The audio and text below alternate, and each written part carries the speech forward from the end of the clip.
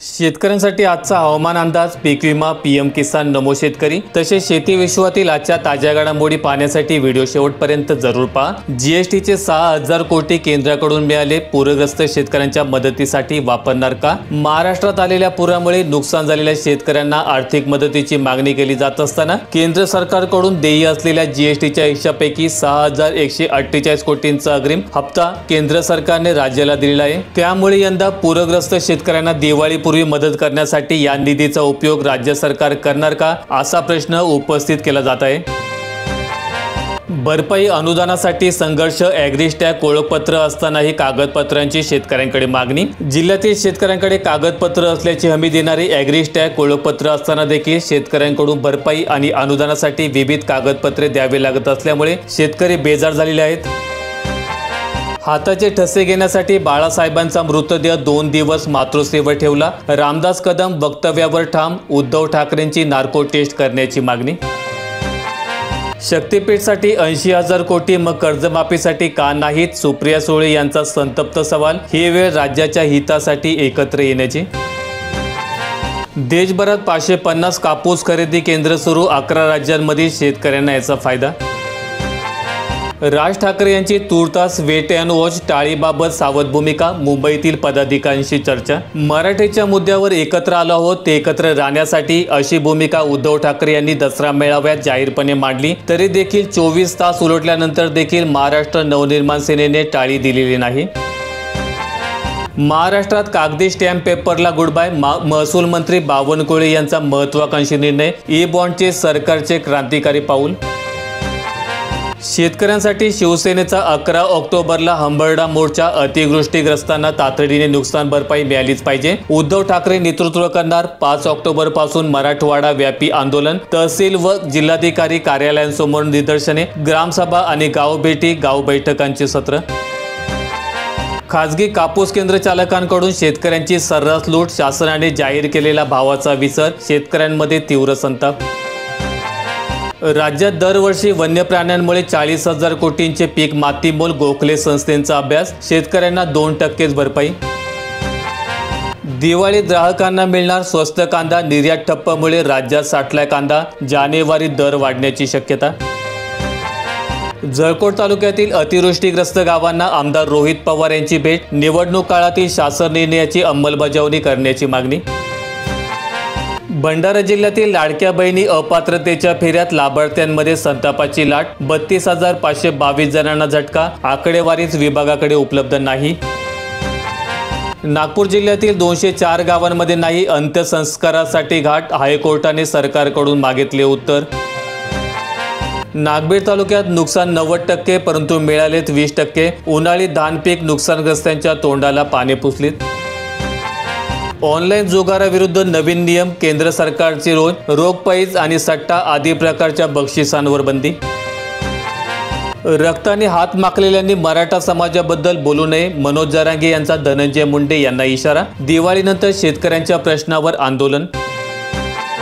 अहिल्यानगर जिल्ह्यातील 2.25 लाख हेक्टर पिकांचे पंचनामे अद्याप बाकी, शेतात पाणी आणि रस्त्यांच्या अडथळ्यामुळे पंचनाम्याची संथगती।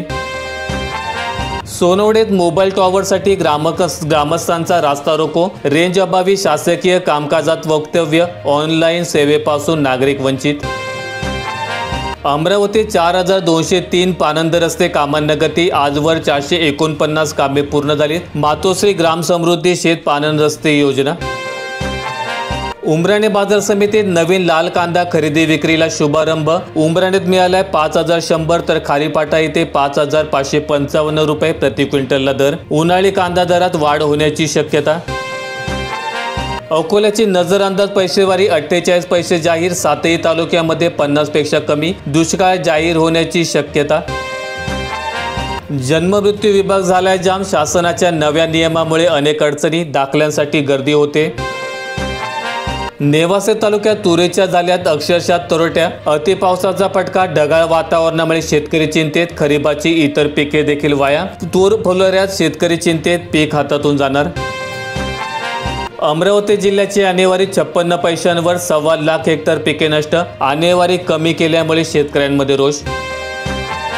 पानंद रस्ते मोकळे करा तरच मिळेल सरकारी लाभ, प्रस्ताव विचाराधीन। राज्यात 40,000 किलोमीटर बळीराजा पानंद शेतरस्त्यांचे काम सुरू। रखडलेल्या रस्त्यांसाठी रामटेक पॅटर्न राबवणार। ज्या शेतकऱ्यांनी पानंद रस्त्यांवर अतिक्रमणे केली आहेत आणि ती काढण्यास नकार देत आहेत, अशा शेतकऱ्यांना कोणत्याही सरकारी योजनेचा लाभ देऊ नये आणि चालू असलेले लाभ बंद करावेत, अशा प्रकारची अट घालण्याचा प्रस्ताव शासनाच्या विचाराधीन असून यावर लवकरच निर्णय मंत्रिमंडळात होण्याची शक्यता आहे।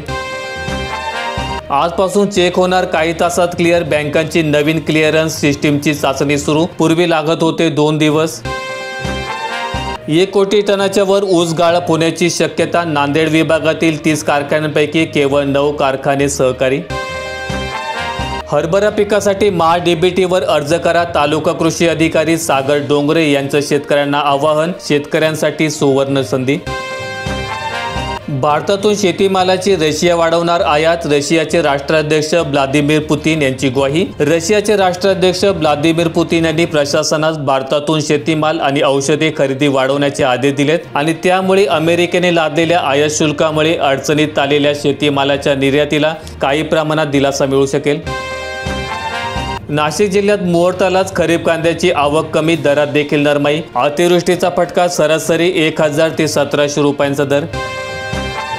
हातपाय सलामत ठेवायचे असेल तर शेतकऱ्यांना मदत करा, नाहीतर सगळ्या ऑफिसचा चुराडा करणार। संतोष बांगर यांची पीक विमा अधिकाऱ्याला धमकी। अतिवृष्टीच्या नुकसानीमुळे कांदा उपलब्धतेची केंद्राला चिंता। कृषीचे पथक दुसऱ्यांदा राज्य दौऱ्यावर, बांधावर जाऊन पाहणी। लाडकींना वयोमर्यादेचा फटका, सर्वेक्षणातील वास्तव। अकोला जिल्ह्यातील 29,000 घरात आढळल्या 2 पेक्षा अधिक लाभार्थी। अतिवृष्टीग्रस्तांच्या मदतीत ॲग्रिस्टॅकचा अडसर। पंचनाम्याऐवजी 7-12 उतार्यांच्या आधारे थेट मदतीची शेतकरी करतायत मागणी।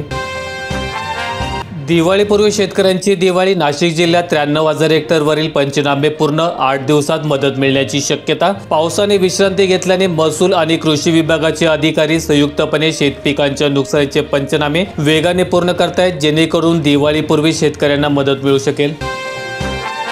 सोमवारपासून परतीच्या सरी, 12ला एक्झिट। मध्यम ते हलका पाऊस। 6 ते 8 ऑक्टोबर दरम्यान मुंबईसह राज्यभरात बरसणार।